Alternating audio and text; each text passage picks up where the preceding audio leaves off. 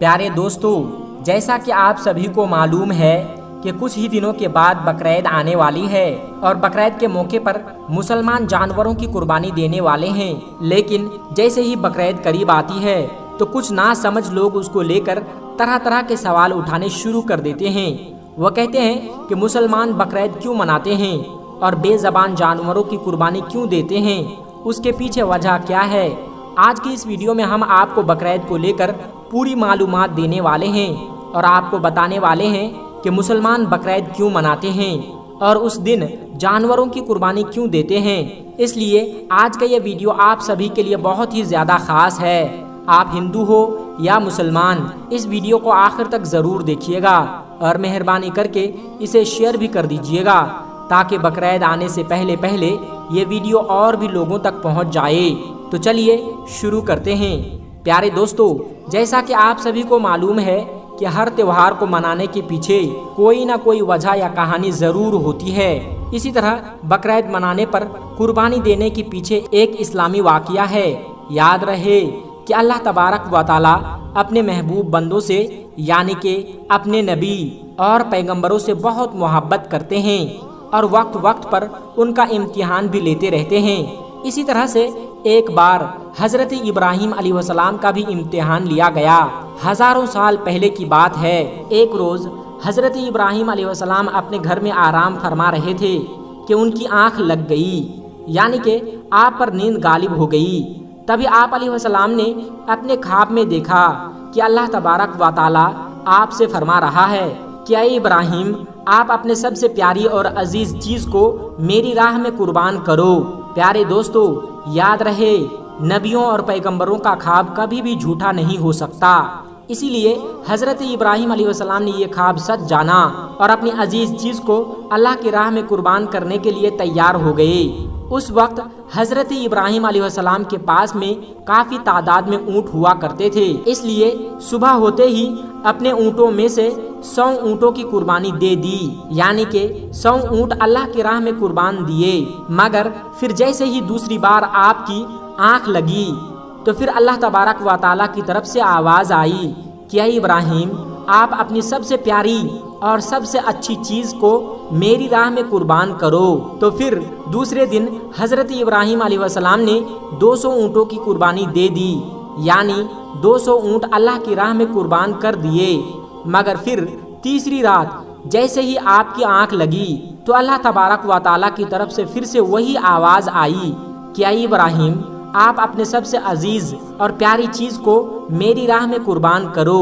یہ سن کر آپ علیہ السلام سوچنے لگے کہ میرے لیے سب سے پیاری اور سب سے عزیز چیز تو میرا بیٹا اسماعیل ہے۔ آپ سوچنے لگے کہ اللہ تعالیٰ کہیں یہ تو نہیں دیکھنا چاہ رہا ہے کہ میں سب سے زیادہ پیار اپنے فرزند یعنی کہ اپنے بیٹے اسماعیل کو کرتا ہوں یا خالق حقیقی سے کرتا ہوں۔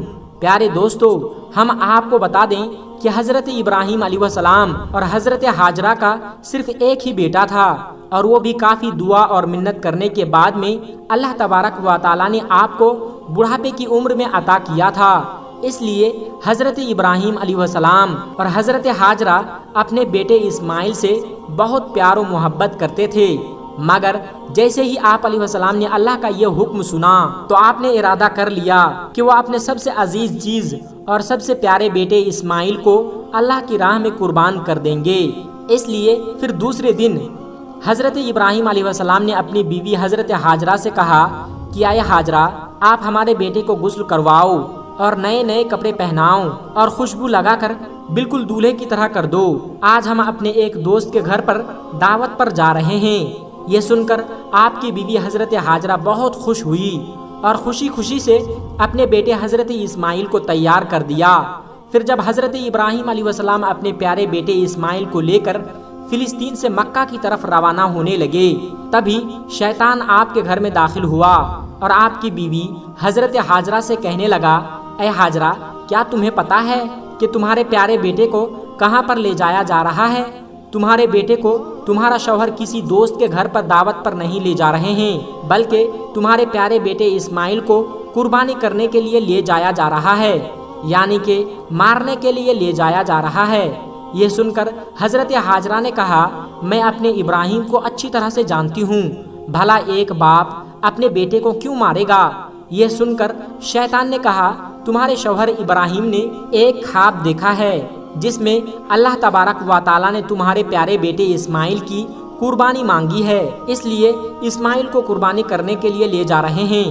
تو یہ سن کر آپ کی بیوی حضرت ہاجرہ فخر سے کہنے لگی اے شیطان تم پر لعنت ہو، اگر میرا بیٹا اللہ کی راہ میں قربان ہونے کے لیے جا رہا ہے تو میرے لیے اس سے خوشی کی کیا بات ہوگی؟ یہ تو میرا ایک بیٹا ہے، اگر میرے پاس ہزاروں اسماعیل بھی ہوتے تو بھی میں خوشی خوشی ان کو اللہ کی راہ میں قربان ہونے کے لیے بھیج دیتی۔ جب شیطان نے دیکھا کہ یہاں کام بننے والا نہیں ہے تو پھر حضرت اسماعیل کے پاس گیا اور کہنے لگا اے اسماعیل کیا تمہیں پتا ہے کہ تمہارے بابا تمہیں کہاں لے جا رہے ہیں؟ وہ تمہیں کسی دعوت پر نہیں لے جا رہے ہیں بلکہ تمہیں مارنے کے لیے لے جا رہے ہیں، وہ تمہیں اللہ کی راہ میں قربان کرنے کے لیے لے جا رہے ہیں۔ تو یہ سن کر حضرت اسماعیل علیہ السلام نے فرمایا کہ اگر میں اللہ کی راہ میں قربان ہو جاؤں تو میرے سے بڑا خوش نصیب کون ہوگا؟ یہ سن کر شیطان بہت مایوس ہوا، اس لیے وہ پھر حضرت ابراہیم علیہ السلام کے پاس پہنچا اور کہنے لگا اے ابراہیم اپنے پیارے بیٹے کو قربان کرنے کے لیے کیوں لے جا رہے ہو؟ تمہیں پتا بھی ہے کہ تمہاری یہ قربانی اللہ کی بارگاہ میں قبول ہوگی بھی یا نہیں؟ اور دوسری بات، جب تم اپنے اس بیٹے کو قربان کر دو گے تو پھر بڑھاپے میں تمہاری خدمت کون کرے گا؟ بڑھاپے میں تمہاری دیکھ بھال کون کرے گا؟ یہ سن کر پھر حضرت ابراہیم علیہ السلام نے کچھ پتھر اٹھائے اور شیطان کو لعنتی کہہ کر مارنے لگے۔ یہ دیکھ کر شیطان وہاں سے بھاگنے لگا۔ دوستو کہا جاتا ہے کہ تبھی سے مکہ میں حج کے دوران شیطان کو پتھر مارا جانا شروع ہوا، اسی وجہ سے حج کے دوران شیطان کو پتھر مارا جاتا ہے۔ پھر حضرت ابراہیم علیہ السلام اپنے بیٹے کو ساتھ لے کر وہاں سے چل دیے اور آگے بڑھنے لگے۔ تھوڑی دور جانے کے بعد میں آپ نے اپنے بیٹے سے فرمایا اے اسماعیل کیا تمہیں پتا بھی ہے کہ ہم آپ کو اللہ کی راہ میں قربان کرنے کے لیے لے جا رہے ہیں؟ تو یہ سن کر آپ کا بیٹا حضرت اسماعیل علیہ السلام کہنے لگے بابا جان اس سے بہتر میرے لیے اور کیا ہوگا کہ مجھے اللہ کی راہ میں اللہ کے ایک نبی قربان کرنے کے لیے لے جا رہے ہیں، لیکن بابا ایک التجا ہے، جب آپ میرا گلا کاٹو گے تو آپ وہ دیکھ نہیں پاؤ گے، اس لیے پہلے آپ رسی سے میرے ہاتھ اور پاؤں کو اچھی طرح سے باندھ لیجئے، اور میں چاہتا ہوں کہ آپ بھی اپنے آنکھوں پر ایک پٹی باندھ لیجئے گا تاکہ آپ کو میرے گلے پر چھری چلاتے وقت ترس نہ آ جائے۔